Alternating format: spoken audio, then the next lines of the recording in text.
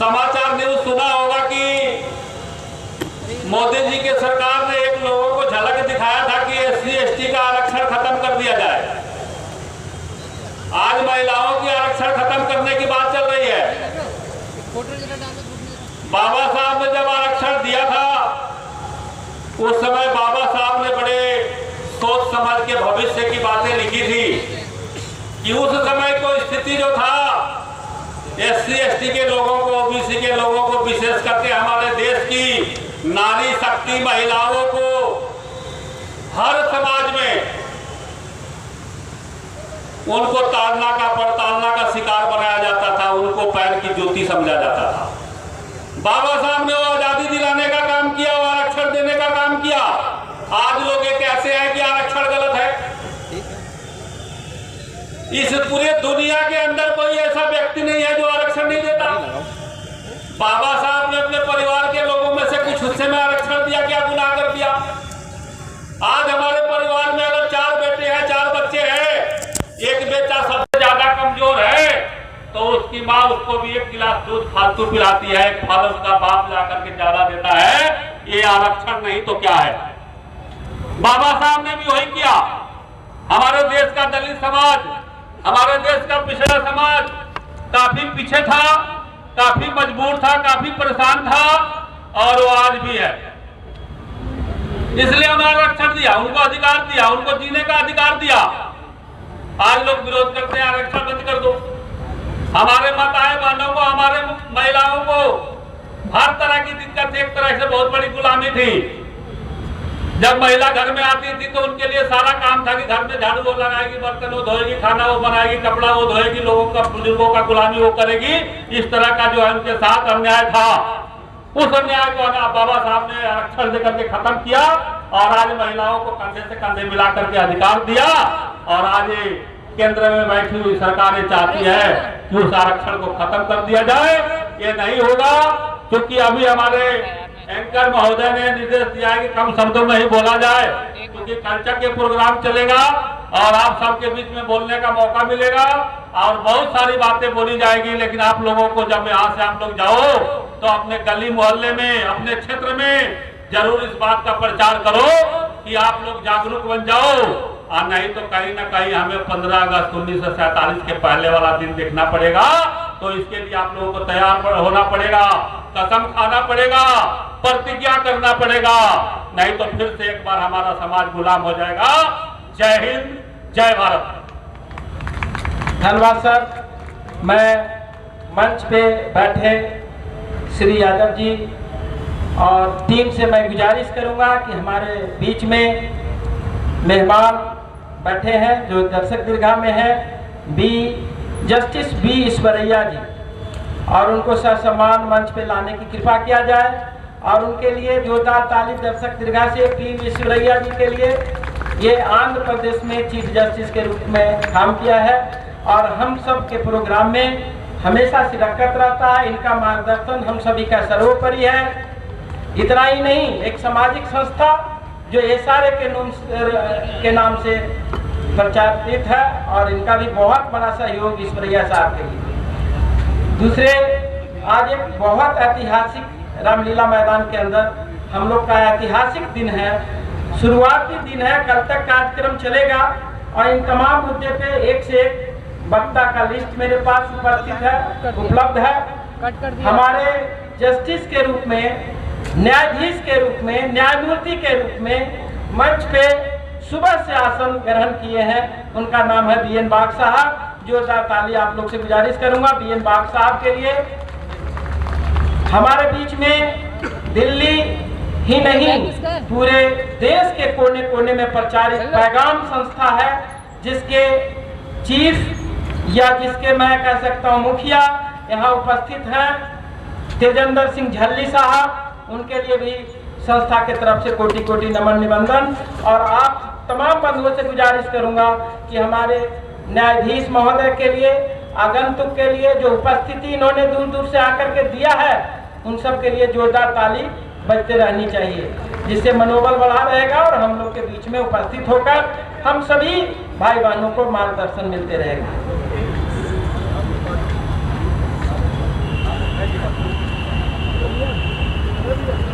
अगला वक्ता के रूप में हम लोग के बीच में रामपाल प्रजापति साहब उपस्थित हैं बांदा यूपी से। मैं उनसे गुजारिश करूंगा, रामपाल प्रजापति साहब से, अखिल भारतीय प्रजापति महासभा के हैं। रामपाल प्रजापति साहब मेरी आवाज सुन रहे हैं तो कृपया मंच पे आए।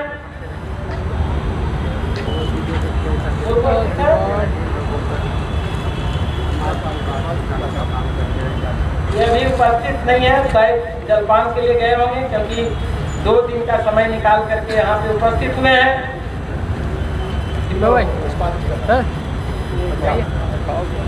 हमारे बीच में पंजाब से हमारे क्रांतिकारी साहब माननीय जसपाल खीवा साहब पधारे हुए हैं। उनसे अनुरोध है कि वो मंच पर पधारे। माननीय खीवा साहब।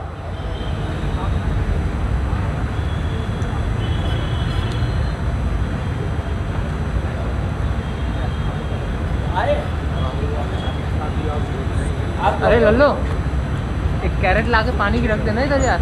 कहाँ पे? साथियों, कहीं पे भी आज मैं थोड़ा सा आप लोग का परिचय दे दूं। हम लोग के जो मुद्दे हैं वो आपके बगल में लगाए जा रहे हैं। ये मुद्दे हम सब सिर्फ बहुसंख्यक समाज, जिसको हम लोग SC, ST, OBC माइनॉरिटी के रूप में लेते हैं, पानी कैरेट दे दो उनके लिए है। जबकि हमारी आबादी 85 से 90% आकलन है, जो 2011 का जातिगत जनगणना हुआ था, जिसको प्रचारित नहीं किया गया है, प्रसार नहीं किया गया है। उस आंकड़े के तहत 52% OBC की आबादी थी। उसी से संबंधित हमारे SC माइनॉरिटी इन सब की आबादी, जो कि लगभग 85 से 90% होती है। उन सब आबादी के लिए उपेक्षित के रूप में जो हमारे सरकार में, जो हमारे संसाधन पे जो बैठे हैं, जैसे कि आप लोग जानते हैं, न्यायपालिका, विधेयिका, मीडिया, व्यवसायिक और अन्य संसाधन पे कब्जा जो है मात्र 10% के लोगों का बना हुआ है। उन संसाधन में सबसे पहला हम लोग का मांग है कि देश के अंदर जाति की गणना की जाए और उसे एक्चुअल डाटा सभी जगह पे प्रचार प्रसार हो, जिससे ये पता चले कि किसकी कितनी भागीदारी है और कौन है जो कि पिछड़े हुए हैं, किनकी है जो कि राजनीति में, मीडिया में, व्यवसाय में बोल दिया उपस्थिति नगण्य के रूप में है। इन सब को प्रचार करेंगे तभी पता चलेगा और तभी हम लोग की भागीदारी, हमारे जो महानुभाव, जो मेंबर ऑफ पार्लियामेंट होते हैं, विधायक होते हैं या काउंसलर होते हैं, वो अपने अपने हक की लड़ाई लड़ेंगे। अन्यथा जब तक पता नहीं चलता तब तक सिर्फ हम लोग हैं जो कि अपनी डफली अपनी राग करते रहेंगे कि कितनी किसकी। और ये हकीकत भी है कि कहीं न कहीं छुपाने का तो कुछ राज है, जिसके वजह से जाति जनगणना नहीं कराई जा रही है। हमारे जुडिशरी में, कोर्ट में, जो उच्च न्यायपालिका है, जो सुप्रीम कोर्ट है,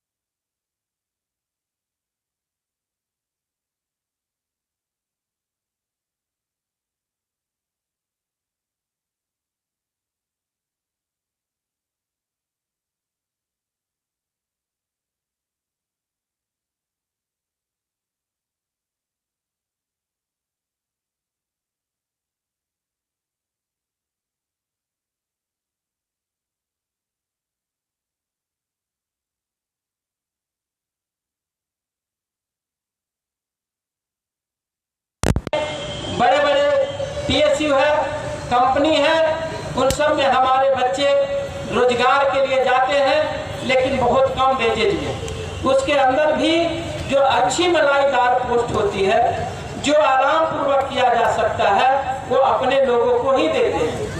चाहे वो लेटरल एंट्री की बात हो या अन्य मुद्दे की बात हो, तो हम तो मांग करते हैं कि ठेकेदारी में हिस्सेदारी हमारे बहुसंख्यक समाज को भी मिलना चाहिए, जिससे हम अच्छे व्यवसायी बन पाए। क्योंकि जब तक व्यवसायी नहीं बनेंगे तब तक हम एक अच्छे अपने मन पसंद के मेंबर ऑफ पार्लियामेंट नहीं चुनेंगे, विधायक नहीं चुनेंगे, काउंसलर नहीं चुनेंगे। क्योंकि सब लोगों के पास जो संसाधन है, हमारे जो जमीन रूट से उठ करके आते हैं, उनके पास संसाधन की कमी है। चुनाव आज इतने महंगे हो गए हैं कि एक तो लंबी मेहनत करके, मोटी पैसा दे करके टिकट लेते हैं और मोटी रकम के खर्च से वो जो एक जनप्रतिनिधि के रूप में बनते हैं। तो इसलिए हमारे जो अच्छे कर्मठ कार्यकर्ता हैं, जो आपके काम, जो खेत खलिहान से चल के आते हैं, जो आपके बात को जानते हैं, वो न तो राज्यसभा, न लोकसभा, न विधानसभा, न विधान परिषद में रख पाते हैं। इसकी वजह से विकास के रूप में बिल्कुल अछूते हैं। उसके वजह से हमारे बच्चे कोई अच्छे संसाधन नहीं होने की वजह से उच्च शिक्षा भी नहीं ले पाते हैं, अच्छी इंग्लिश मीडियम के स्कूल में नहीं जा पाते हैं। समान शिक्षा हमारे भारत में है नहीं कि सबको एक समान शिक्षा मिले।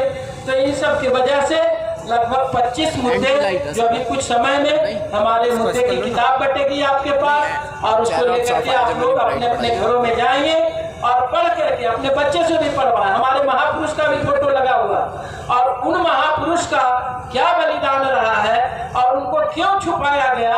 हमारे महापुरुष तो जैसे एग्जाम्पल में मैं कह रहा हूँ, एक हमारे वीरांगना झलकारी बाई थी, उनको है जो कि उनकी रानी को झांसी की रानी का नाम दे दिया गया। ऐसे ही आज बहुत सुखद दिन है। मैं आप लोग को बोलना भूल गया कि आज महिला के जो सबसे पहले शिक्षिका सावित्रीबाई फुले थी, उनका आज पुण्यतिथि है। उनके पुण्यतिथि पर मैं आप तमाम जनता जनार्दन से, उपस्थित लोगों से ताली के साथ 1 मिनट का मौन धारण करूंगा, क्योंकि आज उनका पुण्यतिथि है। और जो विराजमान है हमारे इस पंडाल के अंदर और इस मंच के ऊपर, मैं उन तमाम लोगों से मैं आज गुजारिश करूंगा कि माँ सावित्री फुले जो महिला की पहली शिक्षिका, और एक बात इसके साथ जोड़ देता हूँ, इसी के अंदर फातिमा शेख भी थी। जब महिला शिक्षिका को उसके ससुर वाले सास ससुर ने, ससुर सास थी नहीं, जो ससुर ने उनको निकाल दिया घर से, तो वो पहली महिला मुस्लिम महिला थी फातिमा शेख, जिन्होंने अपने मैं माफी चाहूंगा, आज जन्मदिन है, खुशी का दिन है, आज जन्मदिन है। मुझे थोड़ी सी गलतफहमी हो गया था। आज माता सावित्री का जन्मदिन है, एक उत्सुक का माहौल है, और उसके लिए जोरदार ताली। और हमारे बीच में विजेंद्र पाल सिंह बघेल जो उत्तर प्रदेश से आए, उनके लिए भी नमन अभिनंदन।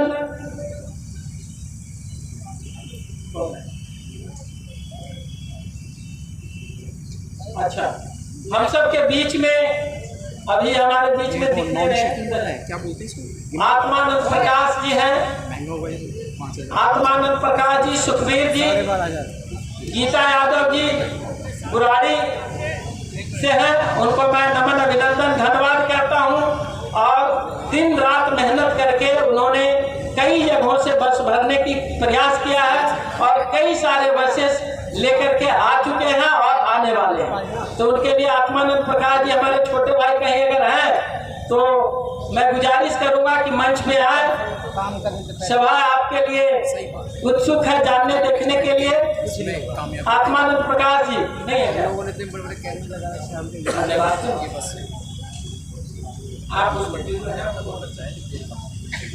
तो साथियों, जैसे कारवां जो हमारा दिल्ली के कोने कोने से और देश के दूसरे क्षेत्रों से भी आ रहे हैं, इसी कारवां में मैं स्वागत करना चाहूँगा लेखा राम जी का, जो कि अध्यक्ष देवा के हैं। तो भी समाज का दिल्ली का सबसे बड़ा संगठन है। जोरदार तालियों के साथ इनका स्वागत कर दिया जाए। बहुत बहुत धन्यवाद। थैंक यू, धन्यवाद। देखिए, ज्ञान की भूमि नालंदा से, और ऐसे तो मैं भी नालंदा से हूँ, बुराड़ी में मैं भी रहता हूँ। मैं अनिल कुमार पटेल, और हमारे गृह जिला से हमारे बड़े भाई सामाजिक लेवल पे दिन रात एक करने वाले गोपाल शरण साहब से मैं चाहूँगा कि वो हम सबको मार्गदर्शन करें, अपनी बात कम समय में रखें, क्योंकि वक्ता का लिस्ट हमारे पास बहुत सारे आ गए हैं। ये हमें रूपरेखा बताना जरूरी था कि आज जो हम लोग ऐतिहासिक मैदान में बैठे हैं उसका क्या उद्देश्य है, किस लिए हम लोग बैठे हैं। आइए गोपाल जी, जोरदार ताली गोपाल जी के लिए। नमो बुद्धाय। चेयर पे चढ़ के देखो। भीमराव अंबेडकर की जय हो। मैं आज विश्व के इतिहास के उन पन्नों को पलटना चाहता हूँ जो मगध ने पलटा था। मगध की वह शक्तियाँ जो स्थान तक राज करती थी, नालंदा की वह ज्ञान गरिमा जो विश्व से टकराई थी।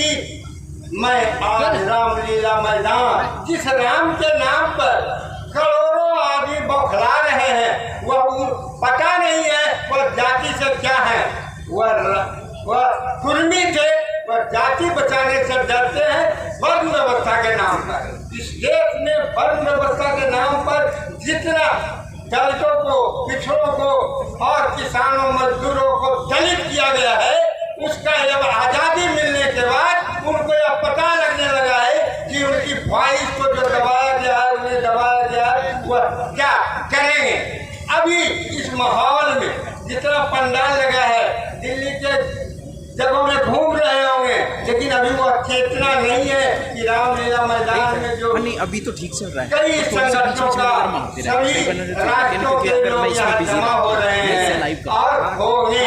तो हमारे लोग सिर्फ नौकरी करना चाहते हैं, हमारे लोग सिर्फ कुछ पैसा कमाना चाहते हैं। सामाजिक और राष्ट्रीय चेतना बहुत कम में है, राजनीति तो है ही नहीं। कुछ देश राज्यों में हमारे मुख्यमंत्री हैं, अभी कुछ दिन ज्यादा रह जाते हैं तो उनको पैसे तोड़ा जाता है, यह सारी चलती है। आज जो प्रॉब्लम आ रहा है, जिन लोगों ने नौकरी के लिए लोगों को लाते थे, उनको पेंशन देते थे, उन्होंने बंद कर दिया है। यह आरएसएस राष्ट्रीय जनता पार्टी बाद में आई है और पार्टियां बाद में आई है, उसकी जड़ में आरएसएस है। वह ब्राह्मणवादी परंपरा है और उन्होंने जो एक रुतबा कायम करते आया था, लेकिन आज़ादी के पहले उन्होंने कोई देश को आज़ाद करने के लिए कभी नहीं किया। जहाँ तक मैं अपनी बात बिहार की बात करता हूँ, अभी कुछ दिन पहले जो संगठन बना है उसमें नीतीश जी शामिल हुए हैं, इसमें बौखलाहट होने लगी है प्रधानमंत्री तक के और आरएसएस के लोगों को। नीतीश जी ने कहा है कि मैं इन पार्टियों को छोड़कर मरने दम तक नहीं जाऊंगा। वहाँ आज जो पूरे देश में वैसे पार्टियां को, वैसे राज्य के सरकार को दमन करती है, जिसमें हजारों को उनको छापा मार करके उनको निरस्त कराता है। जैसे अभी दिल्ली में भी इस पार्टी के उप मुख्यमंत्री को जेल में भेजा है, या फिर आगे अपने एक भी पार्टी के व्यक्ति को उन्होंने, प्रधानमंत्री ने नहीं कहा कि कोई अच्छा काम किया है, या खाली सभी को एक समान मानने के लिए भाषण तो करते हैं, लेकिन जहाँ तक नौकरी खत्म हो रही है, नहीं मिल रही है, दूसरी बात है अपने को बैकडोर से लाते हैं। मैं थोड़ी सी बात कहना ही चाहता हूँ। मैं हूँ डॉक्टर गोपाल नालंदा। मैंने 70 में नौकरी छोड़ दी, इसलिए कि नौकरी हमारे घर में आज 35 आदमी करते हैं, वह सभी भिखमंगे हैं, सरकार के पैसे से करते, समाज राष्ट्र मानवता उनमें दिल में नहीं है, इसलिए कि वो सामाजिकता को जानते नहीं है। मैं 70 में छोड़ने के बाद सबसे पहले कॉलेज खोला। मैंने 5 कॉलेज में काम किया, 5 कॉलेज चल रहा है। मैंने नालंदा यूनिवर्सिटी के लिए, जिसके पहले रविन्द्रनाथ टैगोर ने भेजा था कि नालंदा की खुदाई होगी, वहाँ जिस समय विद्यापीठ की स्थापना हो रही थी तो नालंदा विद्यापीठ की स्थापना कराई थी सत्यवाद हमले के द्वारा। उसके बाद राजेंद्र बाबू वर्मा गए हुए थे तो वहाँ पर उन्होंने कहा कि नालंदा है, वो उनकी भूल थी। नालंदा था, नालंदा है नहीं। जैसे ही वो लौटे अपने भारत में तो तुरंत बैठक किया और बिहार गवर्नमेंट को कहा कि नालंदा के लिए एक संस्था बनाई जाएगी। उस समय संस्कृत के लिए संस्था बनी, जैनियों के लिए बना और नालंदा के इतिहास को अमर करने के लिए किया गया। एक बड़ी बात है कि आज मैं नालंदा विश्वविद्यालय का फाउंडर हूँ। 15 को स्वतंत्र 10 बीघा जमीन लेकर के नालंदा यूनिवर्सिटी का फाउंड किया गया। मैंने 5 प्रधानमंत्री, 4 प्रधानमंत्री, 5 राष्ट्रपति से मिला हूँ और वो आज अंतर्राष्ट्रीय विश्वविद्यालय हो गया। जहाँ तक मुद्दे की बात है उसमें ज़्यादा आप लोग जानकार हैं। मैं तो कभी सर्विस नहीं किया, मुझे कभी उस देश को झेलना नहीं पड़ा। लेकिन जो सेंट्रल सरकार जो कर रही है काम, वह नीचे तबकों के लिए हानि है। उसके लिए आपको मर मिटना है, संघर्ष करना है और जीवन की बाजी लगा दे, तब देखिए उन्हें 80% का क्या। नमो बुद्धाय। नारायण गोपाल नारायण। धन्यवाद गोपाल जी।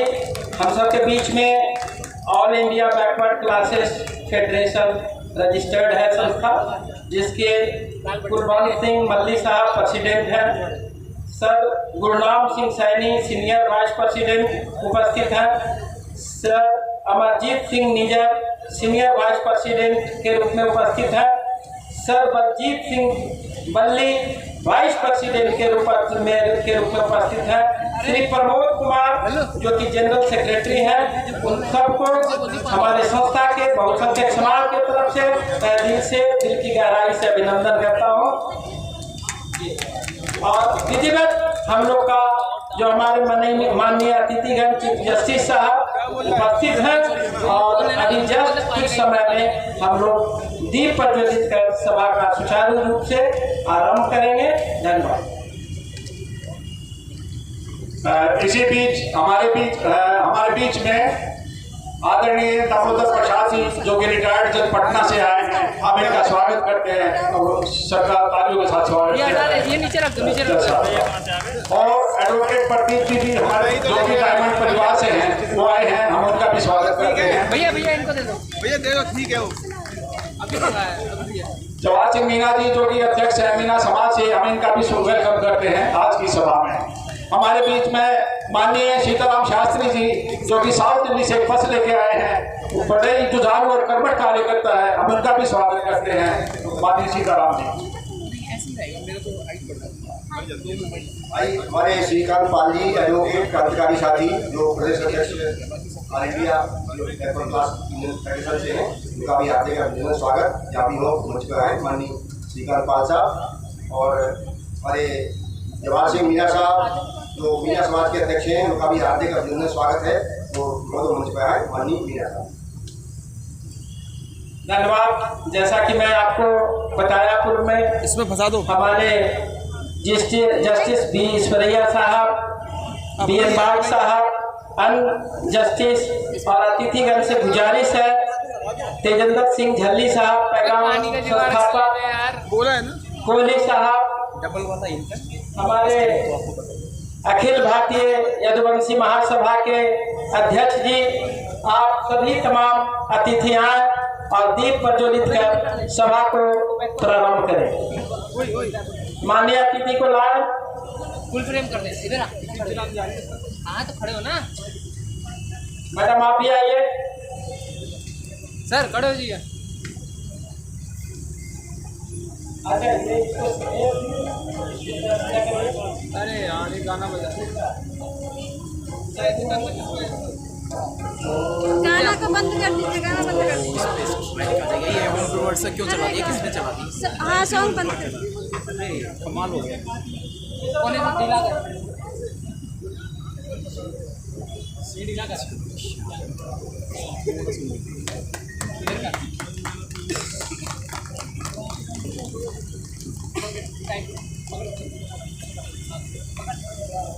एक बार क्लिप लगा दो, ये क्लिप लगा दो, एक बार क्लिप लगा दो। आ जाओ, ये बंद करना चला, ये दृश्य लेना नहीं। ये क्लिप लगा दो।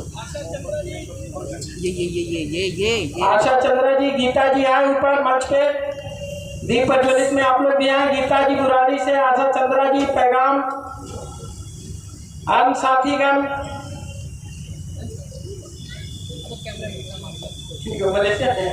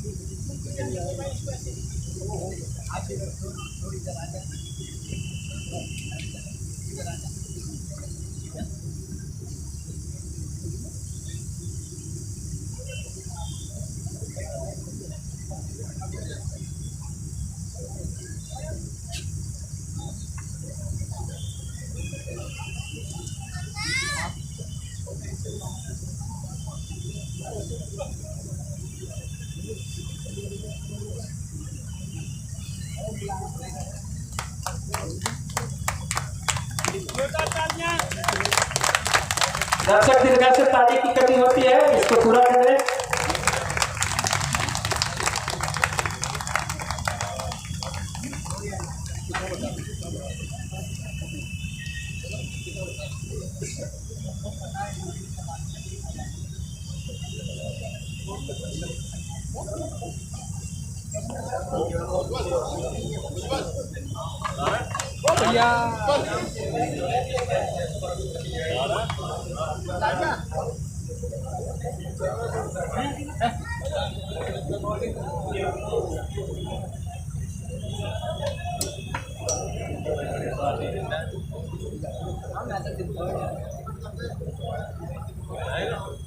हमारे बीच में देवी शंकर जी, सत्यपाल जी, सत्यनारायण जी जो कि हरियाणा से हैं, ऑल इंडिया बैकवर्ड क्लासेस से आए हैं, हम इनका भी स्वागत करते हैं।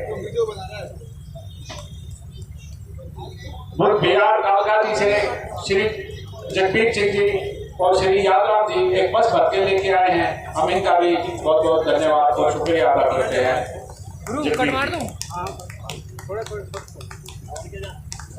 दो 3 मिनट 20 सेकंड का हुआ है शॉट, कट मार दिया।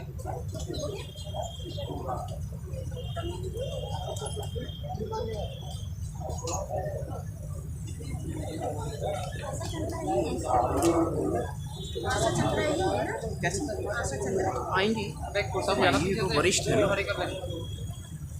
अनुप